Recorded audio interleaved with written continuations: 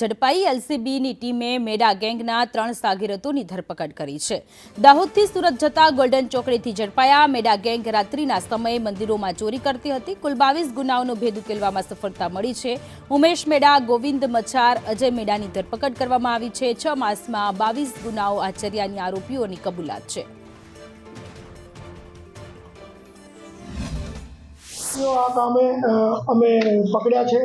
એમાં 2 સગા ભાઈઓ છે, ઉમેશભાઈ બચુભાઈ મેડા અને અજયભાઈ બચુભાઈ મેડા, અને ત્રીજા એના સાગરીત છે ગોવિંદ દલસિંહભાઈ મછાર।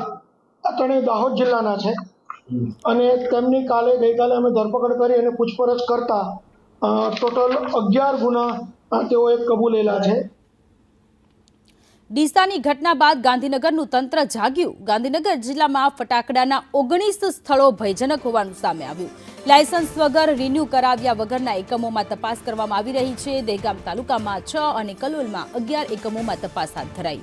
માણસા અને ગાંધીનગરમાં એક એકમમાં તપાસ હાથ ધરવામાં આવી છે। તંત્રએ તપાસ કરી તમામ એકમો બંધ કરાવ્યા।